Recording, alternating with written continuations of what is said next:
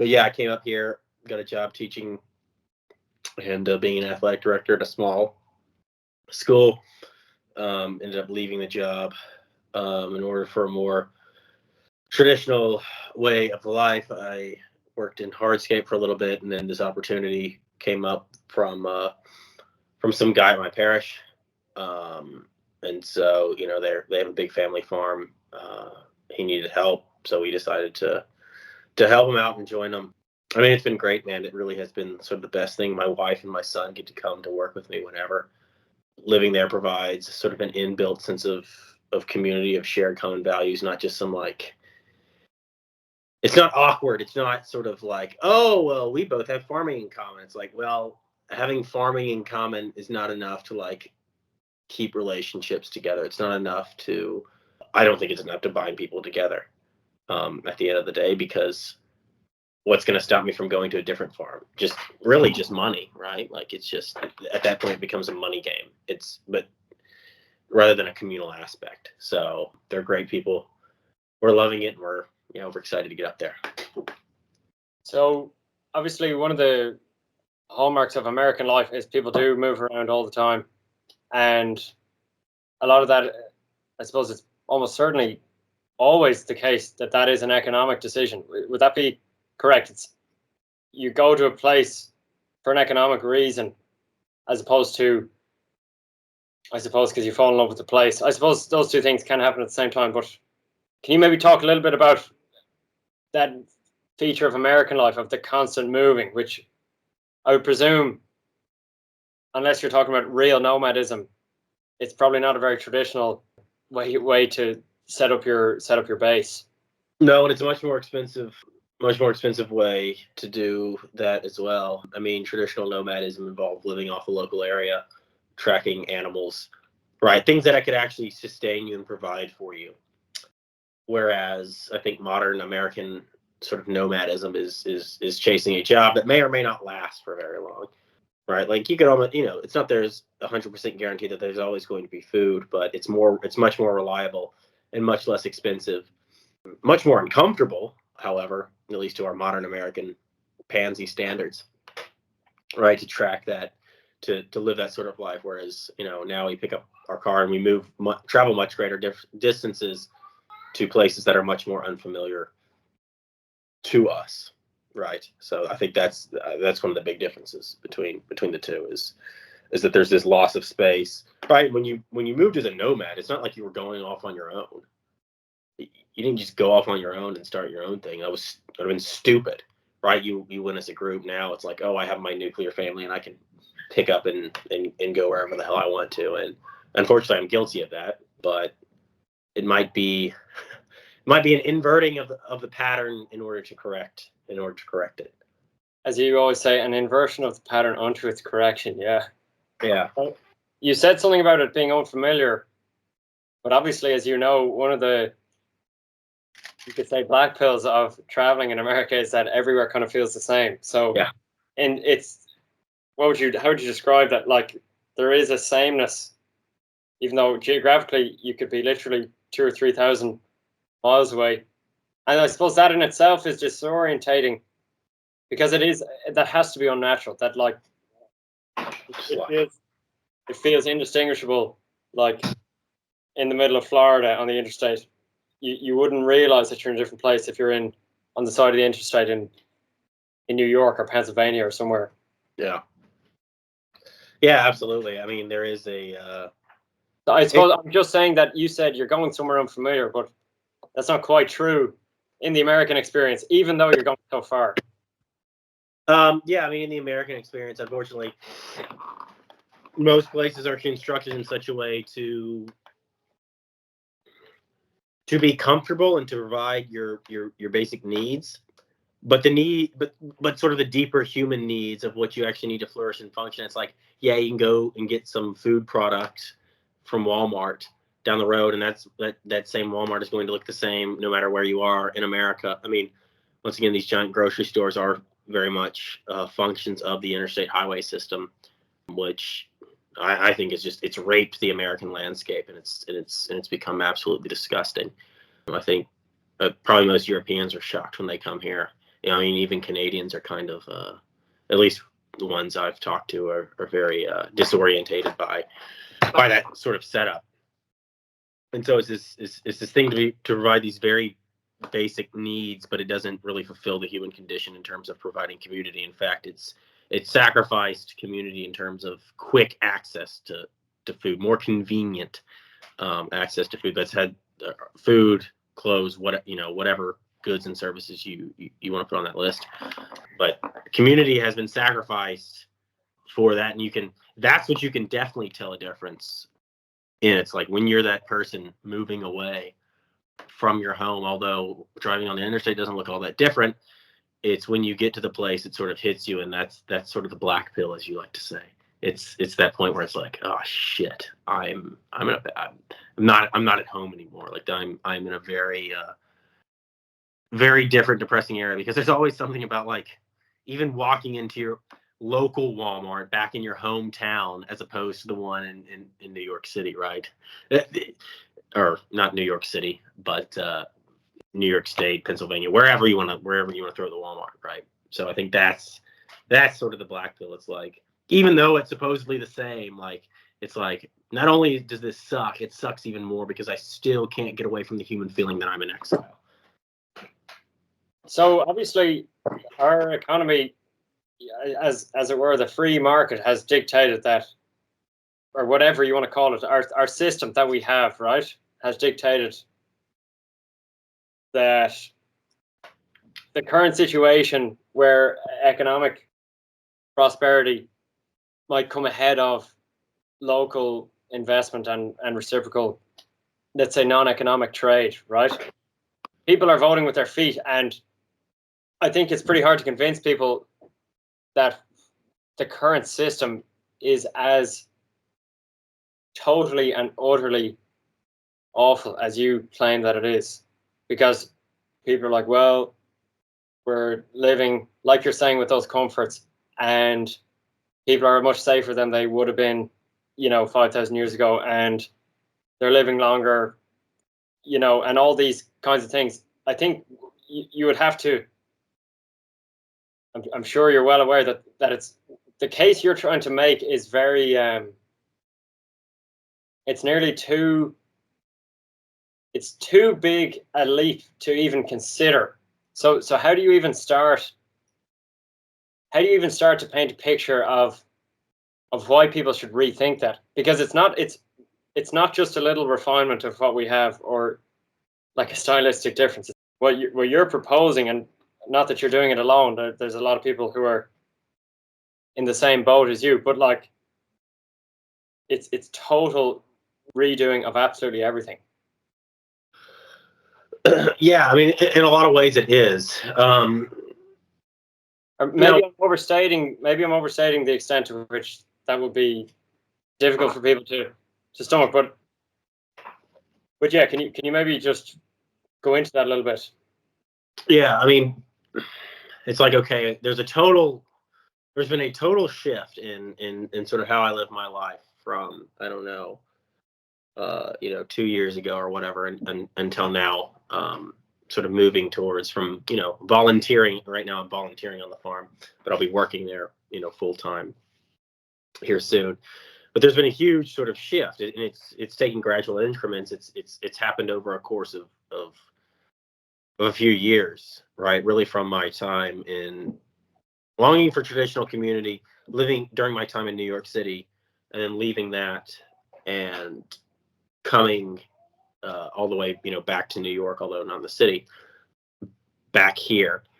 And people think like, oh, okay, well, this sounds ridiculous. I'm going to have to like uproot everything and start something new. It's like, well, if you want to change the way you live, yeah, you're going to have to get really uncomfortable. We can't even, because we're so used to thinking how, like, everything in terms of machine. Paul Kingsnorth talks a lot about this. He refers to the whole system that we're in, the internet, worldwide network of things, sort of the technocrats as the machine, right? And we're stuck in this. And this is not a new term, right? This is not something new. There's an architect, a French architect by the name of Le Corbusier. I believe he was the middle of the 20th century when he was, but he literally refers to as a house. He said the house is a machine to live in. It's how he functions. So like, well, if it's just a machine, you have to do maintenance here and there, but otherwise it should run itself. There's a danger in that because we're not shaping it to, I don't even want to say our desires, because we're certainly shaping the world and things to our desires, but we're not shaping things according to the patterns of the world that actually lead to human flourishing. It's like, okay, that sounds vague and stupid. What does that actually mean? Well, by these houses becoming machines, right, it's completely destroyed community, right? Things naturally tend toward community. Multiplicity naturally tends toward unity, right? At least according to Saint Maximus the Confessor. Right, his whole thing in the cosmic mystery of Jesus Christ on the ecclesiastical mystagogy is presenting how unity and multiplicity sort of come together and are found ultimately in God. But we'll get to that later. And so I think these things, right, like people think, okay, well, how do I start? It's like, well, stop making your house. How do I start this? Well, it starts by what you can do right in front of you. You're not going to go out and like bulldoze Walmart and Walgreens and frickin' whatever, right? I mean, you can if you want to, I guess. I wouldn't recommend it.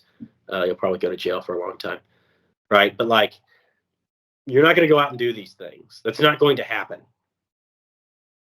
right? But what you can do is start in your home, right? No matter how far or close you are from your own. Mircea Eliade, who was a Bulgarian, he was either I think he was Romanian. I think he was Romanian. Whoever in the comments can correct me. Romanian scholar of religions, wrote a wonderful book called The Sacred and the Profane. And in the book, he says this: as to settle in a territory, to build a new dwelling, demand a vital decision for both the whole community and the individual. For what is involved is the undertaking of the creation of the world that one has chosen to inhabit. Hence, it is necessary to imitate the work of the gods, the cosmogony. But this is not always easy, for there are also tragic, blood-drenched cosmogonies. And as imitator of the divine gestures, man must reiterate them. Since the gods had to slay and dismember a marine monster or primordial being in order to create the world from it, man in his turn must imitate them when he builds his own world, his city, or his house. So yeah, to start something new, to build a new world, right? To start a new life, it's messy. It involves, like he said, sacrifice. It involves sacrificing something, right? And you can include, I suppose, you're answering my question maybe by saying like the ugliness of the world we have now and the loneliness people feel and the, you could say, breakdown of society or whatever that people are kind of talking about. But I suppose we can't even agree on the terms of that conversation. But whatever decays you can identify, you could say those are the price we're paying for this economic prosperity. So yeah. even in that, there's sacrifice. I presume you would say that, wouldn't you? Yeah, absolutely. Sorry, I interrupted you. I don't know, were you going to keep going there? No, that's absolutely it. It is this. I mean, once again, you ultimately have to sacrifice something. Do you want to sacrifice sort of human flourishing and sort of ease of, or human flourishing and community for ease of life? Most people have, but there has to be, if you want to get that back, if you want to get human flourishing back, if you want to get these traditional communities back, wherein communities are bound together, wherein we're not so cut off from each other anymore, you're going to have to sacrifice ease of life, privacy, comfort, all of these things that we think sort of are entitled to us, and we can't possibly live without. So Philip, you sent me a link to Lord of Spirits podcast episode in which they were discussing the earliest known human settlements, and the significance of that episode was in the explanation that the earliest human settlements were places built around a religious site, and that's in stark contrast to what we think of as a church, for example, being something that fits into a city, but which isn't the central aspect of that city. So, can you maybe paint a picture of how that process happened? Yeah, so Father Stephen DeYoung, a lot of his stuff in the episode, if you want to look at the Lord of Spears episode, the name of the episode, I believe, is called Eating with the Gods. I believe that's the name of the episode. Basically, the episode's about the origins of sacrifice and how that came about. We have this common sort of modern notion or understanding that, oh, well, you had these primitive people, and then then they found out that they could grow food, and so they just settled down and started growing their food, and then as an afterthought of that, they started doing religion stuff. The way in which it's now sort of the realization that things are now coming to, and that people are starting to wake up to, and we can touch about how actually civilizations are still sort of founded on this, although in a very warped way. But it's actually it's the exact opposite. So you have these people, because think about it, it's really dumb if you're a nomadic group to start settling down to a place unless you've had some sort of experience, right? Somebody's going to come and take all your shit. Like, just a band of robbers can come in and take whatever they want. If you're stuck in a place, if you're always moving, there's nothing they can really do. And so these people, right, the civilizations that are mentioned are Chetahoyuk, and Göbekli Tepe. And what you actually find with these things is that they had an experience, right? These people, these ancient people, and they settled down there to worship. And as a result of that, right, then agriculture, then civilization, then all these other things start springing up as a result, not as it's a result of that. Religion is not a byproduct of starting cities. Civilization is I don't know if you want to call it a byproduct, but an outgrowth of religious experience and religious worship. So would it be fair to say you'd say the most human thing that exists, the most foundational part of humanity, is basically religious experience or worship? Well, yeah, I mean, everything flows from that, right? I mean, in that quote I just mentioned, things sort of, I mean, the way in which these ancient people set up their houses was they would literally do stuff like in India, for example. They would find a constellation of the serpent, and they would aim to where the head of that serpent was, and they would drive a stake in the ground, and that would be the starting point of the foundation of whatever they were building.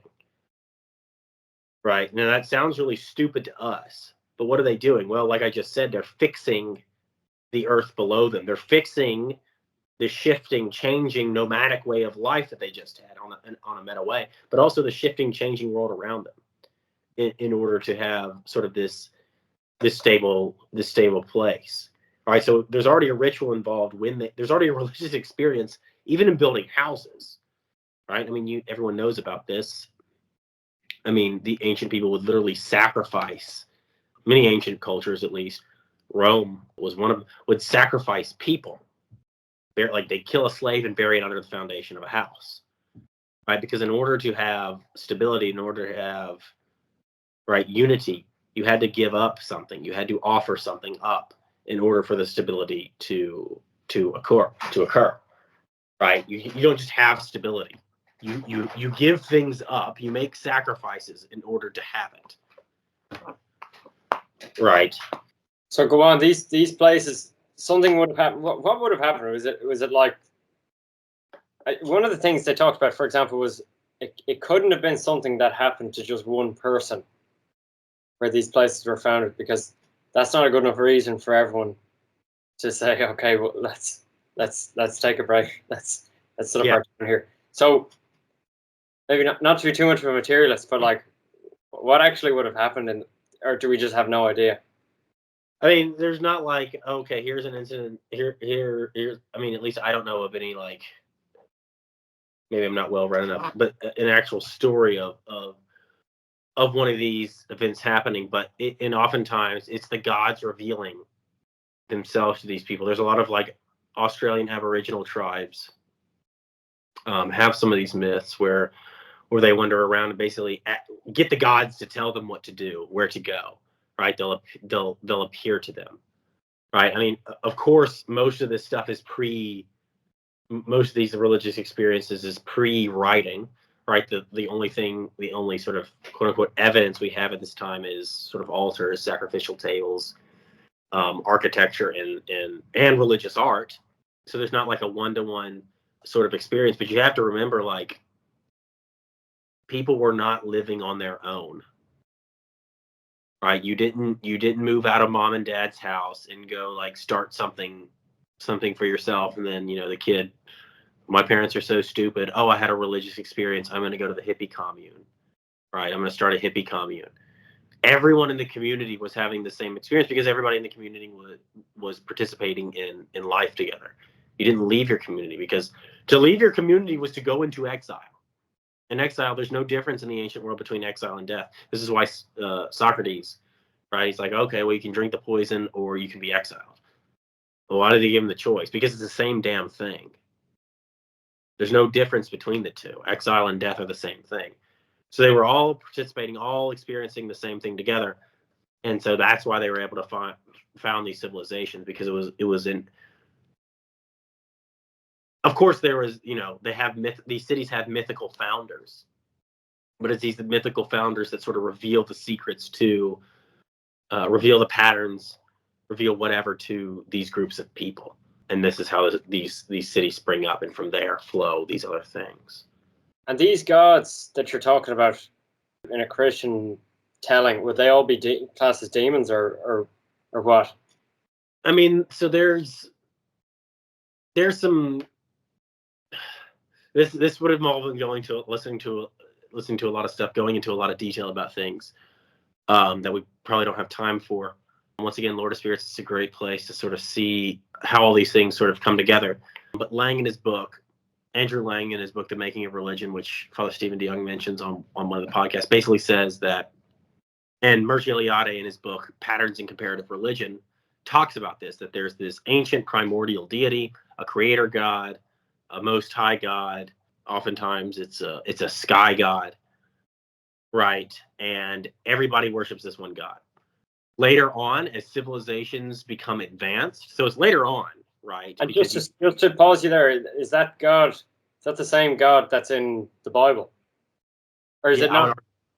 I would argue yes. Okay, so that God reveals himself in a way that's just a bit, obviously, very different, but it's the same. It's the same being. It's the same entity that's revealing himself in a way that's, like you're saying, before writing or before. In many cases, yes. I'm not going to say every case, but in many cases, yes. Okay.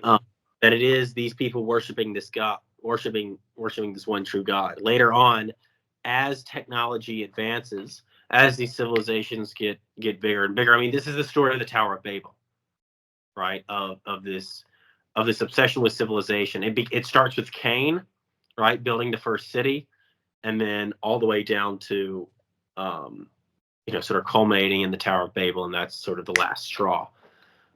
When these principalities over these nations, right, the 70 nations, begin to fall. So, are you saying in the earliest forms of religion, there's one God? Yeah, and as civilization gets more and more technologically advanced, you start getting these multiplicity of gods, right? Then and sorry, in those settlements. Do you have, in the settlements we were talking about that are in that podcast? Do they have one, or do we just not know? Is it the one God, or is it the multiple ones? I mean, it all starts out with one, and then it goes to this multiplicity, and this one God gets very forgotten and put in the background for these places. He gets sort of shoved to the side, except in times of like great need or distress. Once again, Mircea Eliade's book gives a good overview of this deity. And so you start to get these multiplicity of gods over these certain specific things. Fertility, obviously fertility and agriculture are interconnected. The sky god, you have the fertility cults, right? You have things over water, fire, the elements, right? Whatever things you sort of need at the time, well, that's what you go to. Why? Well, Lang talks about this because you can't bribe a Most High God who doesn't need anything from you. Right? God doesn't need anything from you. Well, you can bribe the other guys, right? You can bribe demons with giving you what you want, but you can't bribe the Most High God. So if you want something and you don't appear to be getting it, you can go off to these demons, right? Or these other gods, these smaller gods that are more localized, specific, whatever you want to call them, call upon them and be given whatever you're seeking for through some ritual, through some liturgical act, if you will. Okay, so Philip, obviously, we don't think of a town now or a farm being built around a religious center. So, can you maybe just bring us, obviously, extremely simply, but can you bring us up to the present day from in the beginning, people settled around a religious site. What's the broad sequence of events that has led to where we are today? I mean, things in terms of the ordering of place and the significance placed on different things when it comes to place. I mean, yeah, with things like with the Protestant revolt, as an Orthodox Christian, I would argue the schism between East and West obviously played a role in what the Protestants had to do, but that's a topic for another episode. But you start to see this shift. After that, you see more and more subsequent revolutions. You see the second agricultural revolution. Then you see the industrial, or then you see almost simultaneously the scientific revolution and the industrial revolution. And these things begin and really end sort of traditional, the beginning of the end of, they're the end really of traditional civilizations. Okay, pardon me, I'm going to stop you. Can we come up with a definition? What is traditional society? And then I think that would just be helpful. What are the boxes that need to be checked? And like you gave plenty of things that happened that have ended that. Yeah, I mean, the deaths of people living in intentional sort of communities, right? Like, I think there's everyone can just sort of on the face recognize the difference between suburbia and intentional community, right? Living with the people that you interact with on a daily basis, right? Living with those who you work with, right? Because in a traditional community would be a community wherein everyone shares a common life. So you could basically say traditional community is a community where you actually want to be the people. So you want to live with the people that you live with, as opposed to, well, I just happen to live here and you don't necessarily have to, but you share a common life. Like, but I'm saying you want to live with them. Do you get me? I'm saying you. Yeah. I mean, I'm not saying you have to. I'm saying you want to live with these people. Where today, I mean, obviously in traditional societies, not everybody wanted to live next to one another, right? It wasn't always happy-go-lucky, but right. You had a shared life and you participated in the same things together. So you're actually part of a body. Yes, rather than that's coherent. Yeah, rather than just a fractured group of random people who live in the same, the machines that happen to be right next to one another. Okay. That's how I would say. That's how I would define traditional communities. You see the breakup with this when people start moving to cities in the Industrial Revolution, right? In order to make more money, because it's more convenient and you can buy stuff, right? Rather than having to work for it, right? Instead of growing your food, now you're going to buy it from the people who you left back home when you moved to the city to start building up these giant machine factories. Right, so that leads to a huge breakdown, and we've never really recovered for that. Although I think we're starting to wake up and realize, but many people want to get. So yeah, those things have been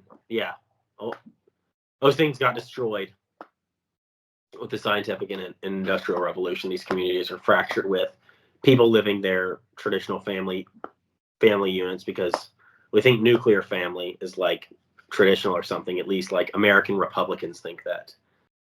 Whereas that's not really the case. Like, nuclear family is just sort of the last remnant of of what we think of as traditional societies, but it's really a modernist thing. So cities, when were the first cities? Because people talk about, oh well, you'll see on a map every time there's a city. Okay, so here's my basic. What I would have thought was what we were told is cities are built around rivers, and I'd never heard anything about around religious site. Now I don't know how much you know about Cork, but a friend of mine who was talking to today, he actually told me that Cork was founded basically by St. Finbar. That was the origin of Cork. So that was a cool example. But I wouldn't have thought cities were a result of the Industrial Revolution or of the Reformation, obviously. So, well, not necessarily cities are, but the type of way in which cities are structured today. Okay. Because people were still coming together within pockets of the city. Right. Ancient places. It's not like everybody in the city of ancient city of Rome knew one another. Obviously, like in smaller communities scattered throughout the countryside, yes, that probably would have been the case. But when I mean city, I mean sort of modern skyscraper cities as places to go to work. Cities didn't like Jacksonville, Florida. Yeah, I mean, these places weren't exploding as they were now, right? It's when factories started going there because they were sort of the central places and there was already enough people there to begin with that they really started to explode, and large groups of people started to move there because of that. I mean, these sort of dichotomy between city and countryside is clearly seen from the beginning, from Cain founding the first city, but also the story of Sodom and Gomorrah. Obviously, there's a sense in which Abraham is doing something right, and Lot is probably not making the wisest choice by moving closer to the city center.